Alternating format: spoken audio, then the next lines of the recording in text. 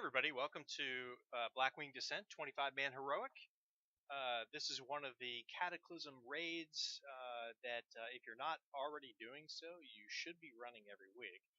Not only because it takes 8 to 10 minutes and you can earn 1,500 gold, but within a few weeks, when Legion officially comes out, Blizzard is going to be, well, actually, I don't know if it's when the Legion comes out or whether it's the pre-patch, but very soon, Blizzard's going to be nerfing the gold earning capability, not only in this dungeon, but all the Cataclysm raids as well. And they're doing so by about a third from what I've been seeing on YouTube and from some of the streamers on Twitch.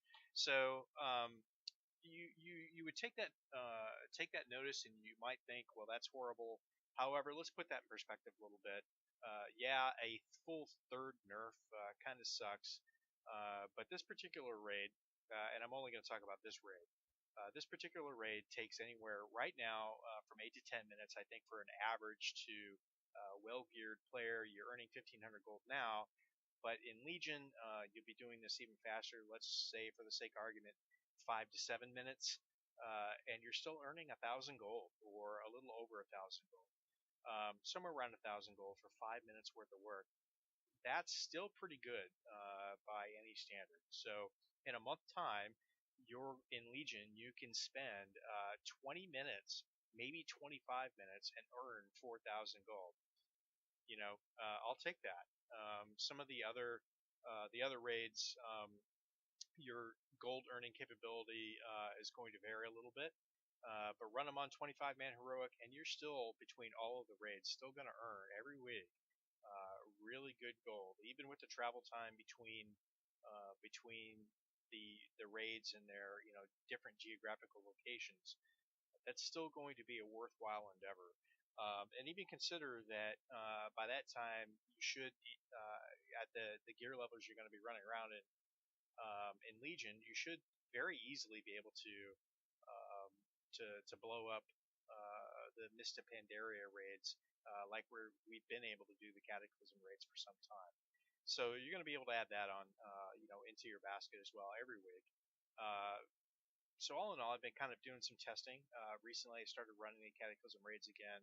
I stopped doing it for a long time, but the last 2 or 3 weeks, I've been doing these on two different characters. And generally, I've been earning about 10 to 12,000 gold between. I've been doing all of them except for uh, the Throne of Four Winds, which I hate that. I hate that raid. I can't stand it, so I ignore it.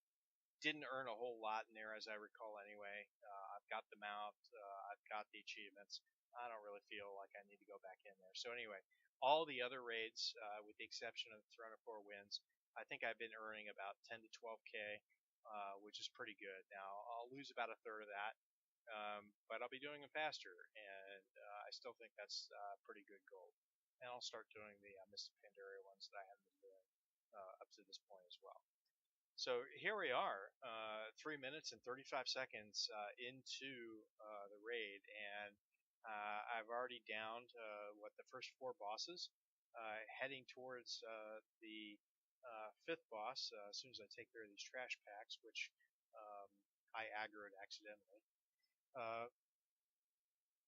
We're almost done. There's only two bosses left at this point, and we're a whole 4 minutes right now into this raid.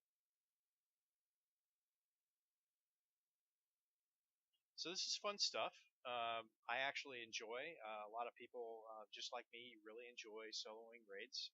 Not only is it a good way to make gold, but it's a fun way to spend your time too. Especially if you like transmog. There's some really good transmog pieces that dropped in the Cataclysm time frame. And there's still some achievements to get out of here as well. If you're an achievement hound, I happen to be as well. Well, come in here and get some easy achievements. So at any rate, back in Cataclysm, this was a fun raid. I really enjoyed myself. Not only were some of the raid encounters challenging and fun in and of themselves, but the subject matter of this raid harkens back to an older time. Players like me that have been around since vanilla. I know I started playing in March 2005. So some of the characters that you interact with in this raid, Netherian, he's been around, and players like me that have been here since vanilla, it's good to see him again and be able to interact with him and kill him again. So there's Archimedes. That was one of the fun, challenging fights, believe it or not, in this raid back in Cataclysm. Um, Not so much now. You basically just turn on the DPS and blow him up. But back in the Cataclysm time frame, that was a challenging fight, and I had a lot of fun doing it, and some good memories every time I walked in here.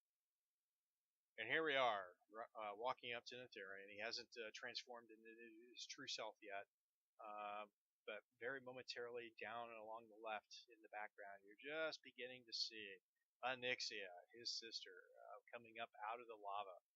Kind of a strange relationship between these two, but I guess it is what it is, and we get another chance to interact with Onyxia, although as a zombie this time. Don't burn your cooldowns on Onyxia. She is not the main course. She is but an appetizer, and as you can see, it takes absolutely no time at all to burn her down. Although she doesn't die, she's going to hang out and annoy you for a few more seconds, along with some ads that you'll see spawning here momentarily. Maybe 30 seconds or 40 seconds into this fight, um, maybe a little longer. Netherian's going to come down, take care of these annoying ads, and he becomes attackable. And at that point, blow your cooldowns, and you can end the raid instance very quickly. But before we get to Netherian, we get another thing that old players like me are going to remember well, and that's lava. You get to swim in the lava for a few seconds, get up out of it, just get on top of the platform. You don't need to go any further than right here. If you do want to swim in the lava, it doesn't matter if you're level 100, you will take damage. In other testing, previous testing, I think just swimming between the two platforms, it took about a third of my health and damage. So anyway, blow your cooldowns when Netherian is attackable and the lava's out of the way. He dies very quickly, as you can see, and loot your goodies and then hearth out. Folks, that's about it. Hope you enjoyed this video. Take care.